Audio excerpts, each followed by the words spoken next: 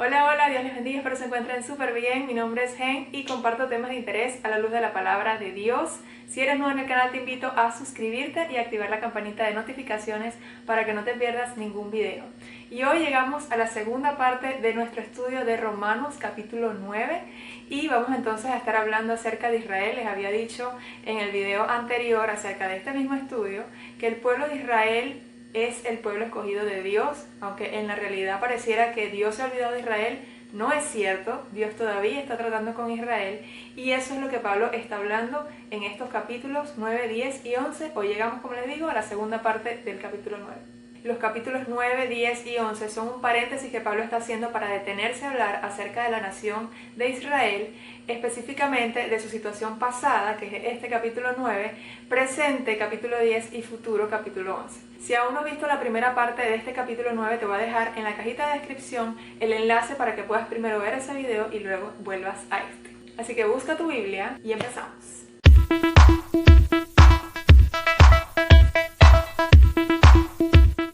Así que bueno, para recapitular y para contextualizar un poco lo que habíamos venido hablando al inicio del capítulo 9, habíamos dicho que Dios es el que escoge, Él es soberano y esa es una elección que se basa en su soberanía. Y esto derriba el argumento tradicional donde se ha enseñado erróneamente que la persona, el hombre, tiene la capacidad de escoger a Dios. Y en nuestro estudio anterior del capítulo 9 pudimos darnos cuenta que no es así, que no depende del hombre, no depende de quien quiere, no depende de quien corre, sino de Dios y de quien Él tenga misericordia. Así que vamos a continuar entonces en el verso 17.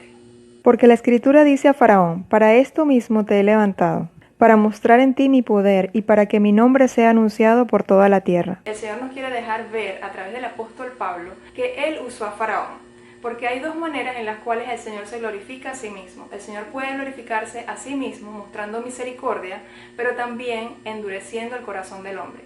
Y a lo mejor muchas personas pueden decir en este punto que injusto porque Dios va a endurecer el corazón del hombre.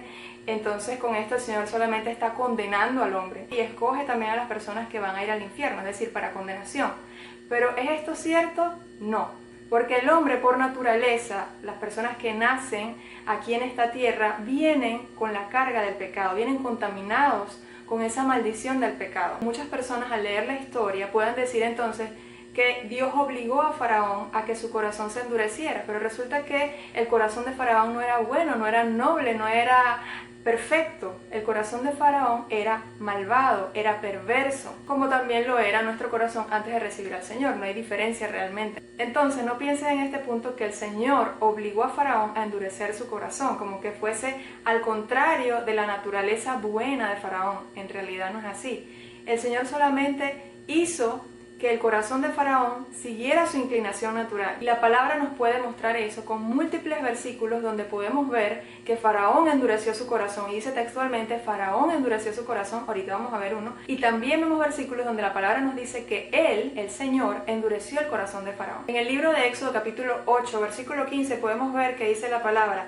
pero viendo Faraón que le habían dado reposo, endureció su corazón y no los escuchó como Jehová lo había dicho. En el mismo libro de Éxodo, capítulo 4, versículo 21, dice la palabra: y dijo Jehová a Moisés: cuando hayas vuelto de Egipto, mira que hagas delante de Faraón todas las maravillas que he puesto en tu mano, pero yo endureceré su corazón, de modo que no dejará ir a mi pueblo. Si seguimos el orden cronológico de lo que dice aquí la Escritura, podemos ver que primero fue esta palabra, primero fue la palabra que Dios dio a Moisés, advirtiendo que él iba a endurecer el corazón de Faraón. Y luego en los próximos versículos, en los próximos capítulos, es que podemos ver que Faraón endurece su propio corazón. Hay una responsabilidad humana de parte del hombre para endurecer su corazón, pero Dios usó a Faraón para tomar una decisión que ya él mismo había tomado en su corazón. Dios utilizó a Faraón para demostrar que su voluntad prevalece. Muchas veces los hombres poderosos piensan que son ellos quienes tienen la última palabra, que se hace conforme a su voluntad, que son ellos quienes mandan y más nadie. Y la palabra aquí nos puede hacer ver que quien tiene la última palabra y quien hace conforme al designio de su voluntad es el Señor. Y lo más asombroso de esto es que el Señor le dio muchas oportunidades a Faraón para que dejara ir al pueblo de Israel. Y el mismo Faraón pudo testificar, él pudo ver con sus propios ojos el poder de Dios manifiesto en esas plagas que llegaron a Egipto. Pero él pudo decir Señor, me arrepiento, dejo ir a tu pueblo. No, esa no fue la actitud de Faraón. Él se endureció y con esa actitud de que no dejaba ir al pueblo, lo que él estaba diciendo era: yo soy el que manda aquí. Pero una vez más, como les acabo de decir, podemos ver que quien manda, quien hace conforme al designio de su voluntad y quien tiene la última palabra es el Señor. Y que quede claro que el corazón de Faraón no era un corazón noble y bondadoso que fue endurecido y fue lleno de maldad, porque no fue así. Recordemos que su corazón era perverso y era malvado. Y el Señor solamente dejó que él siguiera su inclinación natural para poder cumplir y llevar a cabo sus propósitos y glorificarse a sí mismo. Así que no podemos decir entonces que Dios ha obligado a alguien a hacer algo que no quiere hacer. Dios escoge a los que han de ser salvos, pero las personas que van al infierno es porque ellos escogieron estar allí. Dios no exime la responsabilidad humana. La condenación es completa responsabilidad del hombre. De manera que de quien quiere tiene misericordia, y al que quiere endurecer, endurece. El verso 18 afirma lo que acabamos de hablar ahorita. El Señor tiene maneras en las cuales Él puede glorificarse a sí mismo. Una de ellas es teniendo misericordia del hombre y otra es endureciendo el corazón del hombre. Él endurece a quien Él quiera, Él tiene misericordia de quien Él quiera tener misericordia porque Él es Dios y nosotros no somos absolutamente nadie para cuestionar sus decisiones. Pero me dirás, ¿por qué pues inculpa? Porque ¿quién ha resistido a su voluntad? Pablo entonces en el verso 19 se anticipa una pregunta que probablemente nos hagamos tú y yo.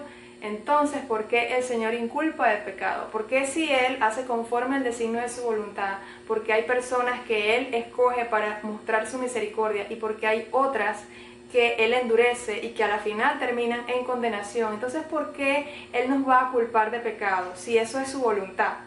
Si todo lo que está ocurriendo pasa porque Él lo permite, porque Él es quien orquesta todo, entonces ¿por qué condena si a la final fue una decisión suya? Ese es el pensamiento humano, pero eso no podría estar más lejos de la realidad.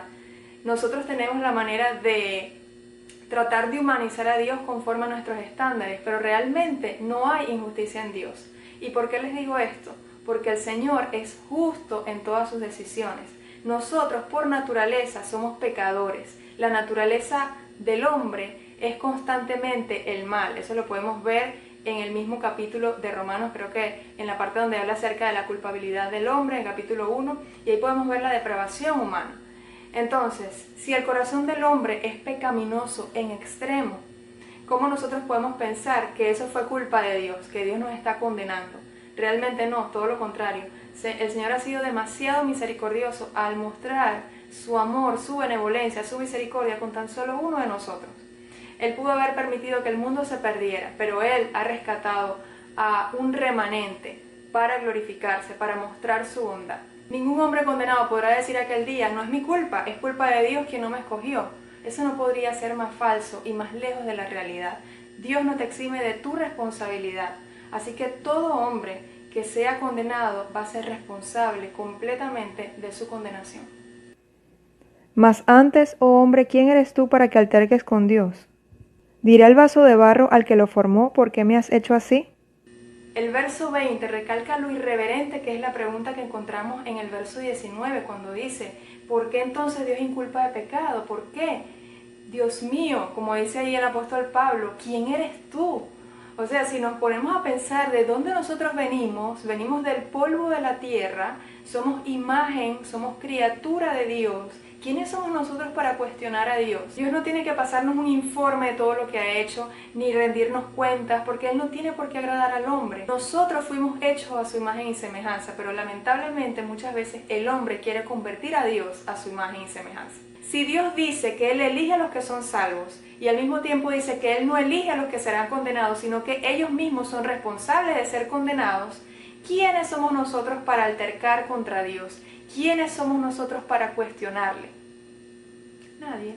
Y aquí Pablo hace una pregunta muy apropiada, tomando como ejemplo el vaso y el alfarero.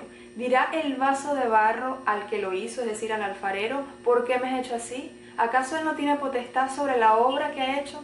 Todo creador tiene derecho sobre su creación. ¿Y acaso Dios no tiene el mismo derecho? Por supuesto que lo tiene, porque Él es Dios. La respuesta a esa pregunta permanece bajo el misterio de su soberanía. Nosotros no somos quienes para averiguar más allá de lo que el Señor nos ha permitido conocer por la revelación de su palabra. Pablo no utilizó esa pregunta al azar, porque nosotros podemos identificarnos con ese vaso de barro, porque si hay algo con lo que podamos identificarnos, sería eso. Somos frágiles como el barro. Recordemos de dónde venimos nosotros, del polvo de la tierra. Cómo el polvo puede altercar con el Dios vivo, que es el que ha soplado en nosotros aliento de vida. ¿O no tiene potestad el alfarero sobre el barro para hacer de la misma masa un vaso para honra y otro para deshonra? Verso 21. Nosotros somos hechos de la misma masa que Adán, de la misma masa que Moisés, de la misma masa que Faraón. Solo que Dios, en su beneplácito, para mostrar su amor, su gracia y su misericordia, escogió a unos para honra, para un uso especial. Nos apartó para ser santos, como dice su palabra.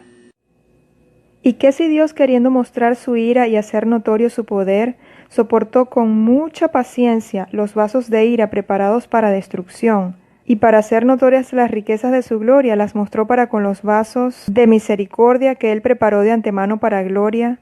Dios tiene toda la autoridad, toda la potestad, toda la libertad para actuar conforme al misterio de su soberanía y de su voluntad. Entonces aquí la palabra nos dice que el Señor soportó con paciencia y misericordia esas vasijas sobre las cuales caería su ira. Fue la rebelión y el pecado del barro los que las preparó para el juicio de Dios. Dios pudo haber hecho una sentencia inmediata y pudo haber traído un juicio inmediato sobre estas vasijas de ira. Pero ¿qué ha hecho el Señor? Ha sido paciente y ha alargado su juicio. ¿Pero qué nos dice acerca de los vasos de misericordia? Que el Señor los había preparado de antemano. Eso sí los había preparado de antemano. Y lo hizo para hacer notorias las riquezas de su gloria. A los cuales también ha llamado, esto es, a nosotros, no solo de los judíos, sino también de los gentiles. Y aquí vale hacerse la pregunta, ¿quiénes son esos vasos de misericordia? La palabra nos da la respuesta en este verso 24. Es el pueblo de Dios, el remanente, ese pueblo que el Señor se ha reservado del pueblo judío, pero también de los gentiles. Es decir, ese pueblo que no era pueblo, pero que ahora ha venido a ser partícipe de la gloria y de la gracia de Dios. Y ese es el pueblo al cual tú y yo pertenecemos, porque nosotros no somos judíos, somos gentiles. Y esto es un tremendo choque para los judíos, porque ellos pensaban que ellos no podían ser más que vasos de misericordia. Ellos no les cabe en la cabeza que podían ser vasos de ira. Pero Pablo rechaza esto y señala que Dios hace como Él quiere. Él hace como le place, bajo su soberanía. Dios quiso mostrar su misericordia tanto para judíos como para gentiles, reservándose de cada uno de ellos un remanente. Como también en Oseas dice, llamaré pueblo mío al que no era mi pueblo, y a la no amada, amada. Y en el lugar donde se les dijo, vosotros no sois pueblo mío, allí serán llamados hijos del Dios viviente. Y aquí Pablo cita a dos profetas del Antiguo Testamento. En el verso 25 cita al profeta Oseas y en el verso 27 en adelante cita a Isaías para hablar acerca del futuro de Israel. Pablo cita al profeta Oseas para señalar que un día Israel será restaurado y volverá a ser llamado nuevamente hijos del Dios viviente. Porque ciertamente Israel fue escogida por Dios y Dios cumple lo que promete. Y está claro que esto es por voluntad soberana de Dios y no por los méritos de los israelitas. Dios salva según su gracia, no por méritos humanos, no porque nosotros merezcamos ser salvos. Si al caso vamos, si el Señor hubiese escogido tan solo uno de nosotros para ser salvo, ya estaría mostrando su misericordia. Pero en su misericordia se ha salvado a un pueblo para sí, para glorificar su nombre. También Isaías clama tocante a Israel, si fuera el número de los hijos de Israel, como la arena del mar, tan solo el remanente será salvo. Como la arena del mar, o sea, ¿pueden contar la arena del mar? No, ¿verdad? Tan solo el remanente será salvo. Y sería interesante buscar la palabra remanente. Comparado con esa inmensidad de tierra, de arena, el remanente es una parte muy pequeña. Porque el Señor ejecutará su sentencia sobre la tierra en justicia con prontitud. Como antes dijo Isaías, si el Señor de los ejércitos no nos hubiera dejado descendencia, como Sodoma habríamos venido a ser y a Gomorra seríamos semejantes. Parafraseando esto, de Sodoma y Gomorra no hubo remanente, no hubo absolutamente nadie que se salvara más que Lot y sus hijas, o sea. Es decir, que en su depravación contra Dios, toda la nación de Israel habría sido como Sodoma y Gomorra por el juicio de Dios, totalmente destruida. Y luego entramos entonces a la última sección de este capítulo 9, que está compuesta por 4 versículos del 30 al 33. ¿Qué pues diremos? Que los gentiles que no iban tras la justicia, han alcanzado la justicia, es decir, la justicia que es por fe? Los gentiles, nosotros que no éramos judíos, que nunca escuchamos hablar acerca de la ley de Dios, no de la manera como los judíos escucharon hablar acerca de la ley de Dios, a eso me refiero. Nosotros no íbamos tras la justicia, pero encontramos justicia en Cristo por medio de la fe. Los judíos que tenían la palabra de Dios, que tenían sus antepasados, que pudieron testificar de generación en generación acerca de las maravillas de Dios, que pudieron ver, teniendo tantos prodigios y señales de Dios, viviendo en la tierra que Él había prometido a sus padres.